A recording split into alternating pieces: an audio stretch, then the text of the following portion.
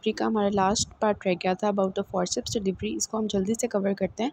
सो forceps delivery में मैंने आपको बताया था कि इसको हम यूज़ करते हैं when there is occipito anterior position, occipito posterior position और the face presentation. Face presentation means that the baby is hyper extended. So उस केस में हम फॉरसेप्स डिलीवरी करते हैं, वैक्यूम डिलीवरी नहीं करते। ये MCQ आ सकता है आपके लिए। और अगर आपसे मैं पूछूं कि ऑक्सीपिटो ट्रांसवर्स पोजीशन में आप कौन सी डिलीवरी करोगे प्रेफर, इंस्ट्रूमेंटल, वैक्यूम डिलीवरी, ये आपका MCQ बनता होता है। तो इस तरह से आपने इसको कवर करना। अब यहाँ पर लिखा हुआ मैंने फेशियल पाल्सी। फेशियल पाल्सी जो है वो ज़्यादा कॉमन किस में है, साइड इफ़ेक्ट किसका है ज़्यादा, that is of the forceps delivery. Forceps use करते हुए बेबी की जो फेशियल नर्व होती है वो इंजर हो जाती है and it results in the facial nerve palsy. So forceps delivery जो है ये occipito interior, occipito posterior position में करते हैं और फुली डायलेटेड सर्विक्स होनी चाहिए और इंगेज्ड बेबी होना चाहिए। अब ये आपने याद रखना है कि वैक्यूम डिलीवरी के केस में जो है सर्विक्स जो है वो 7 सेंटीमीटर तक डायलेटेड हो तो हम जो है वैक्यूम डिलीवरी करवा सकते हैं। लेकिन जो हमारे फॉरसेप्स है उस केस में जो है सर्विक्स 10 सेंटीमीटर डायलेटेड होगा, फिर ही हम जो है वो फॉरसेप्स डिलीवरी करवाएंगे। 10 सेंटीमीटर फुली डायलेटेड सर्विक्स होना चाहिए फॉर द फॉरसेप्स डिलीवरी। अब टाइप्स ऑफ फॉरसेप्स की बात करते हैं। टाइप्स ऑफ फॉरसेप्स जो है वो डिपेंड करता है कि फॉरसेप्स की जो है ना वो पार्ट्स को कैसे हैं, कौन से हैं। तो हम सबसे पहले ना इसकी फिगर देखते हैं। ये फॉरसेप्स डिलीवरी हो रही है, ऊपर एम्प्टी ब्लैडर होगा, आपको नज़र आ रहा होगा, दिस वन एम्प्टी ब्लैडर, ताकि इजीली जो है वो हम फॉरसेप्स अप्लाई करें। पीछे एम्प्टी रेक्टम होना चाहिए और फिर हम बेबी के हेड को बाहर निकालेंगे। सो पार्ट्स ऑफ फॉरसेप्स की बात करें तो देखिए बहुत ही आसान है। ये जो नीचे वाला हिस्सा होता है ना, ये वाला जिसे हम पकड़ते हैं, दिस इज़ हैंडल, और ये वाला जो है दिस इज़ लॉक। यहाँ से लॉक, ये बिल्कुल सेपरेट होते हैं। ये वाला बिल्कुल सेपरेट पड़ा होता है, ये सेपरेट पड़ा होता है। ऑस्पी स्टेशन पे अक्सर जो है ये पड़ा होता है और बिल्कुल सेपरेट पड़े होते हैं। एक हिस्सा अलग होता है, दूसरा हिस्सा अलग होता है। फिर इनको हम जब बंद करते हैं तो इस लॉक से यहाँ से इसको बंद करते हैं। इन दोनों को आपस में जोड़ के लॉक के साथ इनको जोड़ते हैं। फिर लॉक के बाद अगर हम बात करें, हैंडल हो गया, लॉक हो गया। ये वाले जो पार्ट्स हैं लॉक के आगे ऊपर करके, दीज आर द शैंक्स, इनको हम कहते हैं शैंक। देन ये जो ऊपर इस तरह से लगे हुए हैं, दिस वन यहाँ पे करके ऐसे करके, these are the blades. Blades तो कौन कौन से पार्ट्स हो गए, ऐसे नीचे जो है वो क्या है, हैंडल है, then is the lock, then is the shank and then is the blade. जैसे कि आपको इस तरह का फॉरसेप्स बना मिलेगा। ये 4 पार्ट्स आपके मेजर हैं, हैंडल जिसे आप पकड़ते हो, लॉक, शैंक एंड ब्लेड। अब ये वाला जो कर्व्स आपको नज़र आ रहे हैं, ये वाला अंदर वाला कर्व है जो कनकेव है, और ये वाला बाहर वाला कर्व है that is convex.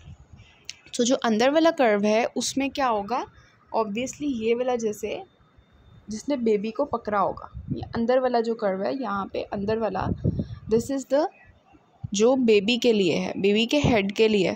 So this is a cephalic curve, cephalic curve. और ये जो बाहर वाला कर्व होगा जो कि पेल्विस की तरफ है, ऑब्वियसली बाहर वाला कर्व जो है जो डिलीवरी करवा रहे होंगे तो वो पेल्विस की तरफ होगा। So that is the pelvic curve. So cephalic curve जो अंदर की तरफ कनकेव वाला है दोनों साइड्स का, दैट इज़ सिफेलिक कर्व, और जो बाहर वाला होगा पेल्विक कर्व। सो अब ये सारे पार्ट्स तो सबके लिए कॉमन है फॉरसेप्स के लिए, लेकिन इन पार्ट्स में ना थोड़े बहुत चेंजेस होते हैं। उन चेंजेस की बेसिस में हम फॉरसेप्स को डिवाइड करते हैं इनटू डिफरेंट पार्ट्स। जैसे फॉर एग्जांपल मैं आपको कहूँ, अगर ये ब्लेड है फॉर एग्जांपल, तो इस ब्लेड के अंदर आपको होल नज़र आ रहा है, सुराख नज़र आ रहा है। सो ये वाला जो होता है इसको हम कहते हैं फेनेस्ट्रेटेड ब्लेड। एक होता है जिसमें बिल्कुल भी कोई होल नहीं होता, कोई सुराख नहीं होता। लाइक अगर हम बात करें नीचे से, को मैं आपको पिक्चर दिखाती हूँ, ये वाला फॉरसेप देखें, इसके अंदर कोई फेनेस्ट्रेशन आपको नज़र आ रही है, बिल्कुल सॉलिड है। तो ये वाला जो फॉरसेप होगा इसको हम कहेंगे सॉलिड है, सॉलिड ब्लेड है। सो इस तरह से हो गया। फिर ये देखें डिफरेंट, ये देखें सबके हैंडल्स हैं लेकिन डिफरेंट शेप्स के हैंडल्स हैं। इसका हैंडल किसी और तरह का है, इसका किसी और तरह का है। सो इनके हैंडल्स डिफरेंट होते हैं, इनके जो ब्लेड्स डिफरेंट होते हैं। कुछ के ना, जैसे फॉर एग्ज़ाम्पल मैं बात करूँ इस कीलैंड के, कीलैंड फॉर्सेप यहाँ पे ना इसका जो बाहर वाला पेल्विक कर्व होता है ना, ये इतना नहीं होता, मतलब इसका पेल्विक कर्व ना होने के बराबर होता है। तो कुछ के कर्व्स बहुत ज़्यादा होते हैं, कुछ के कर्व्स जो हैं वो बहुत कम होते हैं। तो मतलब डिफरेंट पार्ट्स वही हैं लेकिन शेप्स डिफरेंट आ जाती हैं फॉर्सेप्स की। सो यहाँ पे अगर हम बात करें, मैं आपको बता रही थी कि जो हमारी टाइप्स ऑफ फॉर्सेप्स हैं वो हम डिवाइड करते हैं ऑन द बेसिस ऑफ कि blades, shanks, locks, handles. Blades में क्या होगा, या तो फेनेस्ट्रेटेड होंगे, मींस ओपन होंगे ब्लेड, अंदर सुराख होगा, होल होगा, या फिर वो सूडो फेनेस्ट्रेटेड होंगे, मतलब कि इतनी ज़्यादा बिल्कुल सॉलिड भी नहीं है और बिल्कुल होल्स भी नहीं है, या फिर पूरे सॉलिड होंगे। देन शैंक्स जो हैं, जो शैंक्स थे ऊपर जो थे लॉक से ऊपर, उनकी लेंथ देखें वेरी कर रही थी, किसी का बहुत बड़ा शैंक था, किसी का छोटा सा शैंक था, किसी की लेंथ डिफरेंट थी, किसी की लेंथ डिफरेंट थी। इसी तरह लॉक है, लॉक जो है वो कन्वर्जेंट हो सकता है, डाइवर्जेंट हो सकता है, या स्लाइडिंग है। मतलब ये कि जब आपने किसी को बंद करना है ना फॉर्सेप को, एक फॉर्सेप को दूसरे के साथ, तो अब जब लॉक करोगे उसको, तो कुछ होते हैं वो स्लाइड होके लॉक होते हैं, कुछ हम कन्वर्ज करते हैं तो वो लॉक होते हैं, किसी को हम डाइवर्ज करते हैं तो वो लॉक होते हैं। मतलब इस तरह से ना कि मतलब फॉर एग्ज़ाम्पल आपने लॉक करना है तो एक को आप बिल्कुल ऐसे सीधा रखोगे तो वो लॉक हो जाएगा, एक को आपको क्या करना पड़ेगा, ये वाला एक है और दूसरा वाला आप घुमा के उस साइड पे लेके जाओगे और फिर लॉक करोगे। सो कुछ डाइवर्जेंट होते हैं, कुछ कन्वर्जेंट होते हैं, और कुछ जो हैं वो आपके बिल्कुल वो होते हैं स्लाइड करके लॉक होते हैं। सो लॉक जो है वो डिफरेंट वे में हम लॉक कर सकते हैं, हर एक का लॉक करने का स्टाइल डिफरेंट हो सकता है, यू कैन से, जिसकी बेसिस में हम कहते हैं कि lock is different. Then handles होते हैं। सो इस तरह से हमारी टाइप्स ऑफ फॉर्सेप्स जो हैं वो डिवाइडेड होती हैं। ये पार्ट्स ऑफ फॉर्सेप्स भी हमने कर लिया।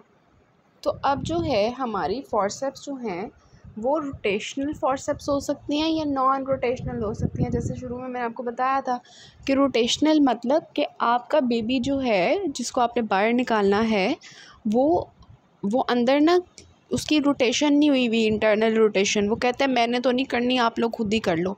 तो खुद ही जो हमने करनी है वो हम रोटेशनल फॉर्सेप्स यूज़ करके उसकी रोटेशन करवाएंगे और फिर बेबी को बाहर निकालेंगे।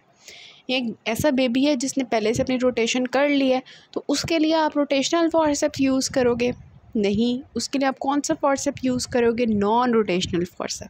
तो वो कहते हैं नॉन रोटेशनल फॉर्सेप जो है वो हम तब यूज़ करेंगे जब ऑक्सीपिटो एंटीरियर पोजीशन होगी and no more than 45 deviation to left और राइट। मतलब हमने तो ये बात की थी ना, देखें मतलब ये कि जो बिल्कुल ट्रांसफर्स ऑक्सीपिटो ट्रांसफर्स पोजीशन में पड़ा होगा उसके लिए हमें वैक्यूम यूज़ करना है। लेकिन एक केस आ जाता है कि अगर हमारा बेबी जो है वो मतलब थोड़ा सा रोटेट हुआ हुआ है लेकिन 45 डिग्री से ज़्यादा नहीं हुआ।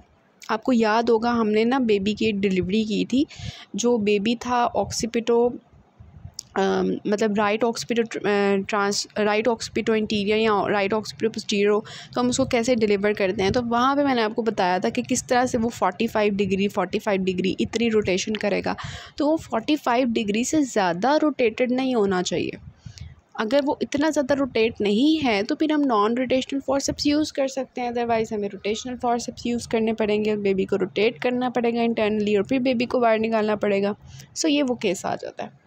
देन वो कहते हैं कि हमारे जो कुछ नेवेले बार्न्स होते हैं, कुछ सिम्पसन्स फॉर्सेप्स होते हैं। ये आपकी बुक की पिक्चर है और ये बुक की पिक्चर इसलिए मैंने यहाँ पे लगाई है ताकि आपके ऑस्पी स्टेशन पे अगर आपकी बुक की पिक्चर ये वाली लगा देते हैं तो आप उसका आंसर कर सको कि ये कौन सा। मैंने ऐसे याद किया हुआ है कि ये जिसके नीचे जो है ना दो इस तरह के कील बने होंगे ना, कील बने हुए हैं। सो दीज आर द कील एंड फॉर्सेप्स, सॉरी। सो ये कौन से होंगे, कील एंड फॉर्सेप्स होंगे। इस तरह का जो होगा ये कील एंड फॉर्सेप है और ये वाला बिल्कुल जो सीधा है और जो आपके बुक में बना हुआ है ये आपका है सिम्पसन्स फॉर्सेप्स। अब आपने याद क्या रखना है एमसीक्यूज़ के लिए कि अगर आपसे कोई पूछता है कि रोटेशनल फॉर्सेप्स की कोई टाइप लिखें, सो यू विल राइट कील एंड फॉर्सेप। ये आपकी बुक में भी लिखा हुआ है कि Kielland forceps is the rotational forcep, जबकि जो आपका सिम्पसन फॉर्सेप है that is the non rotational forcep. So Kielland forcep is a rotational forcep. इसका स्लाइडिंग लॉक होता है और इसका पेल्विक कर्व लेस होता है। अब खुद सोचने वाली बात है कि हमने किसी बेबी को बाहर निकालना है जिसको हम रोटेट करके बाहर निकालना है, तो क्या हमारे फॉर्सेप का जो है कर्व, पेल्विक कर्व, वो ज़्यादा होगा? नहीं, पेल्विक कर्व थोड़ा सा होगा ताकि जब बेबी को हम रोटेट करें तो वो इतने मसले ना क्रिएट हो। हमने रोटेट करना है फॉर्सेप को और इतना पेल्विक कर्व इतना ज़्यादा होगा तो वो रोटेशन के दौरान मदर का पेल्विस ही टूटा होगा। So we have to use the forcep जिसका पेल्विक कर्व कम हो। तो कीलैंड को इस तरह से बनाया गया है कि उसका पेल्विक कर्व कम हो, हम उसको यूज़ करें, बेबी को रोटेट करें और बाहर निकालें। Then Simpson forcep. Simpson forcep opposite हो जाएगा कि this will be the non rotational forcep and non sliding lock होना चाहिए इसका ऑपोजिट, मतलब उसका स्लाइडिंग था, यहाँ पे नॉन स्लाइडिंग है और पेल्विक कर्व इसकी जो है वो होगी। देन ये टेबल आपने करना है कि अब ना हमारे ऑब्वियसली फॉर्सेप्स की ना टाइप्स होती हैं। एक आउटलेट फॉर्सेप होता है, एक लो फॉर्सेप होते हैं, मिड फॉर्सेप होते हैं, हाई फॉर्सेप्स होते हैं। तो आउटलेट फॉर्सेप के नाम से आपको पता चल रहा है जब बेबी का सर जो है, बेबी जो है वो बिल्कुल पेल्विक आउटलेट पे होगा तो तब हम कौन सी फॉर्सेप यूज़ करेंगे? Outlet forceps. अगर बेबी जो है वो मतलब आउटलेट से थोड़ा सा ऊपर है, मतलब कि अभी बिल्कुल आउटलेट पे नहीं आया, थोड़ा सा ऊपर है, तो उसको हम कहेंगे लो फॉर्सेप। हाई फॉर्सेप कब होगा? जब वो ऊपर होगा। सॉरी, मिड फॉर्सेप क्या होगा कि वो आउटलेट और जो लो फॉर्सेप है उससे थोड़ा सा ऊपर होगा, मतलब हम देखते हैं अभी। और हाई फॉर्सेप क्या है? तो बेबी बिल्कुल ऊपर, तो फिर हमने जो है फॉर्सेप यूज़ करना है हाई फॉर्सेप। सो आउटलेट फॉर्सेप कि बेबी कहाँ पे? पेरिनियम पे है, बिल्कुल पेरिनियम पे लाई कर है, तो तब हम कौन सा फॉर्सेप यूज़ करेंगे? Outlet forceps. हमें क्या पता चल रहा है? स्कार्फ जो उसका विजिबल है इंट्रोइटस पे विदाउट सेपरेटिंग द लेबिया, मतलब इंट्रोइटस पे है, पेरिनियम पे है। सेजिटल सूचर जो है वो एंटीरो पोस्टीरियर डायमीटर में है। सेजिटल सूचर ये वाला था ना, तो ये हमारा एंटीरो पोस्टीरियर डायमीटर में है। राइट और लेफ्ट ऑक्सीपिटो इंटीरियर और posterior rotation does not exceed 45 degree, तो तब हम कौन सा यूज़ करेंगे? आउटलेट। बस आपने जो मेजर चीज़ याद रखनी है आउटलेट फॉर्सेप की वो ये कि आउटलेट फॉर्सेप हम तब यूज़ करते हैं जब बेबी जो है वो बिल्कुल पेरिनियम पे है। Then low forcep. Low forcep क्या है कि जब स्टेशन क्या है? +2 है और more and divided into rotational and non rotational. Rotational क्या होगा? जब 40 डिग्री जो है वो हम देखिए, रोटेशन अगर 45 डिग्री से कम होगी तो रोटेशन हम जो है वो नॉन रोटेशनल फॉर्सेप यूज़ करेंगे। अगर रोटेशन 45 डिग्री से ज़्यादा होगी तो हम जो है रोटेशनल फॉर्सेप यूज़ करेंगे। सो लो फॉर्सेप हम तब यूज़ करेंगे जब स्टेशन 2 +2 है या उससे ज़्यादा है, मतलब +3 +4 इस तरह करके है। स्टेशन की हम बात कर चुके हैं। Then mid forcep. Mid forcep हम कब यूज़ करेंगे? जब वो +2 से ऊपर है, लाइक +1 है, 0 है, -1 है, इस तरह करके।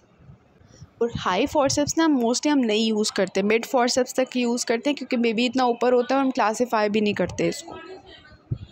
वो वाला टेबल भी इनफ था, लेकिन इसको हम एक दफ़ा देख लेते हैं बुक वाले टेबल को। सो देखें, आउटलेट फॉर्सेप जो है ये हम कब यूज़ करेंगे? जब फीटल स्कार्फ जो है वो हमारे पास विजिबल है without separating the labia, foetal skull है reach the pelvic floor, sagittal suture anterior posterior diameter में है, या रोटेशन जो है 45 डिग्री से ज़्यादा नहीं हुई, fetal head is at the perineum. Low forcep जब +2 स्टेशन होगा और रोटेशन और नॉन रोटेशन। मिड जो है ये तब हम यूज़ करेंगे जब फीटल जो है वो पैल्पेबल नहीं है, 1/5 पैल्पेबल है और स्टेशन 0 और +1 है, और इसकी रोटेशन और नॉन रोटेशन ये भी हमारी होती है। Then high forcep is not classified, क्योंकि इसमें जो स्टेशन होता है वो -1 और अबव होता है और उसमें हम फॉर्सेप जो है वो यूज़ नहीं करते क्योंकि उसमें मसला होता है बहुत ज़्यादा, तो इसको हम क्लासीफाई भी नहीं करते। तो outlet forceps, low forceps, mid forceps and high forceps. So technique की बात करते हैं। टेक्निक में ये है कि सबसे पहले हम एक फॉर्सेप जो है, फॉर्सेप को हम चेक करेंगे, उसका मैचिंग पेयर जो है वो हम पकड़ेंगे और उन दोनों को लॉक करेंगे।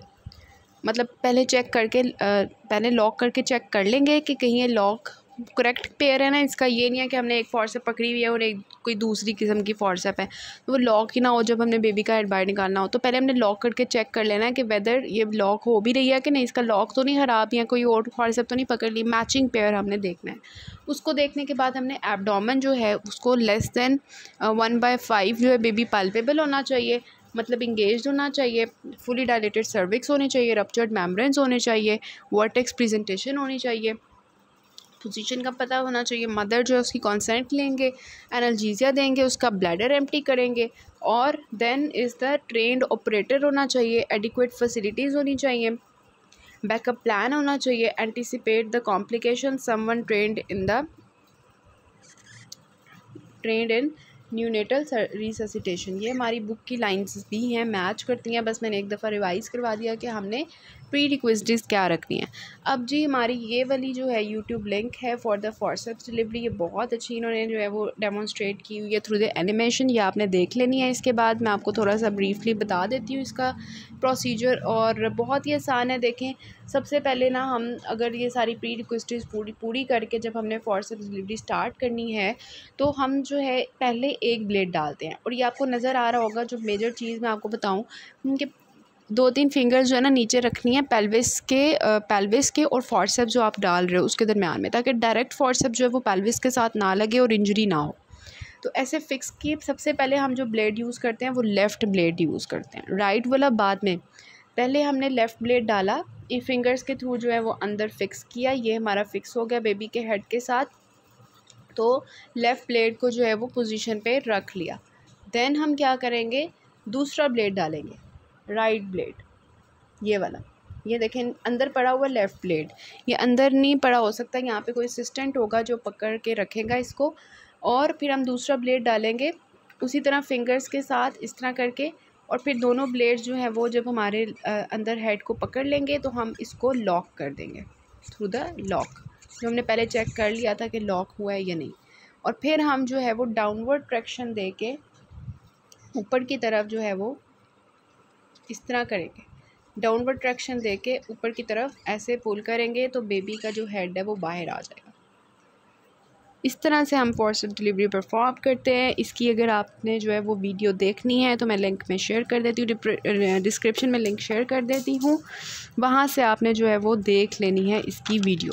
अब वो कहते हैं कि फ़ेलियर जो है वो क्यों होता है इंस्ट्रूमेंटल डिलीवरीज़ का। हमने बात कर ली है सारी इंस्ट्रूमेंटल डिलीवरीज़ की। हम देखते हैं फ़ेलियर क्यों होता है। मतलब फ़ेलियर होता है कि आपने इंस्ट्रूमेंट, आपको पता ही नहीं है कि मैंने कौन सा इंस्ट्रूमेंट यूज़ करना है। आप ऑक्सीपिट ट्रांसफर्स पोजीशन के लिए फॉर्सेप्स यूज़ कर रहे हैं, आपको पता ही नहीं मैंने आउटलेट फॉर्सेप यूज़ करना है, मिड वाला यूज़ करना है या कौन सा यूज़ करना है, आपको पता ही नहीं है रोटेशनल करना है, नॉन रोटेशनल करना है, कीलैंड करना है, सैमसन करना है। सो आपके इंस्ट्रूमेंट रॉन्ग हो सकता है। देन एप्लीकेशन आपको लगाना ही नहीं आता, यूज़ नहीं करना आता, ट्रेंड नहीं है, पोजीशन रॉन्गली डिफाइंड, आपको पता ही नहीं था कि बेबी की पोजीशन क्या है, आपको देखा ही नहीं आपने ध्यान से कि लार्ज फीटस है या फीटल का साइज़ कैसा है। मदर जो है वो एफ़र्ट उसकी जो है पुअर है, क्योंकि जब ये फॉर्सेप डिलीवरी कर रहे होते हैं तो हम मदर की जब हम ट्रैक्शन अप्लाई कर रहे होते हैं तो तब हम मदर को कहते हैं कि फ़ोर्स लगाओ, उस दौरान हम करते हैं।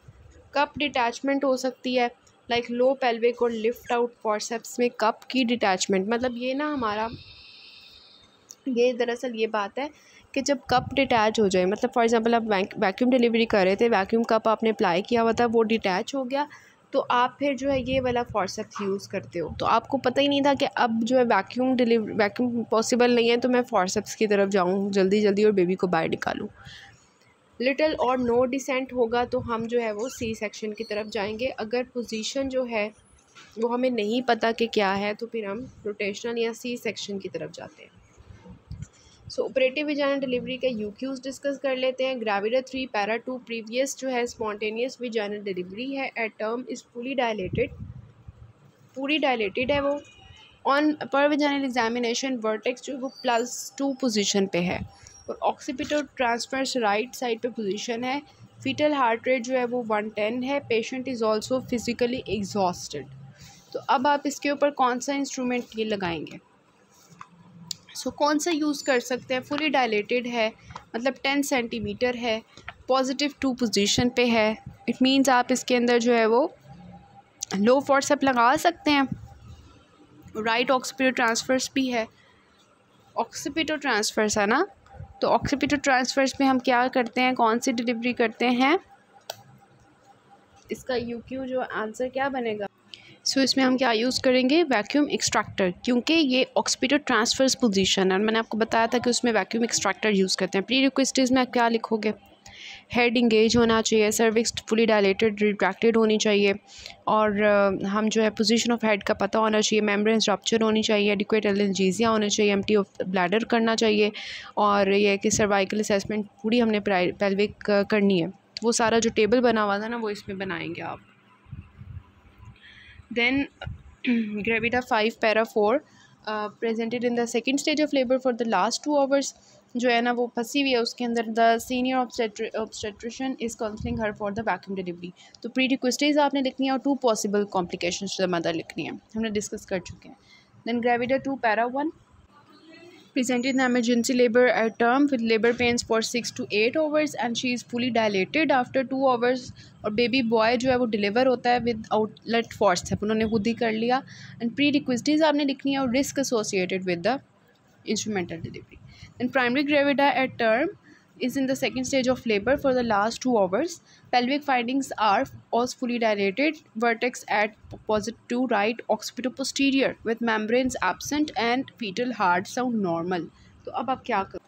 इंस्ट्रूमेंटल डिलीवरी करोगे ना इसमें और उसका सारा आप मैनेज करोगे, बताओगे कि किस तरह से जो है उसकी प्री रिक्वेस्टीज़ वगैरह एक्सेट्रा उसको मैनेज करके लिखोगे आप। देन मैटरनल फीटल रिस्क जो है वो आप बताओगे। मैटरनल रिस्क में ये होता है सर्वाइकल टीयर्स, वो सब कुछ हो सकता है जो मैंने आपको बताया था, पोस्टमार्टम हैमरेज हो सकता है, फिर अगर हम एपिज़ोटमी परफॉर्म करते हैं तो पेरिनियल टीयर्स हो सकते हैं 3rd डिग्री जिसमें फीकल इनकॉन्टिनेंस। ठीक है, फीटल रिस्क में हमारे पास क्या हो सकता है? फेशियल नर्व इंजरी आपने टॉप पे लिखनी है, अगर फॉर्सेप है, सिफेलोहेमाटोमा एक्सेट्रा वो सब कुछ था। तो इस तरह से you will attempt this questions. This is all about the instrumental delivery.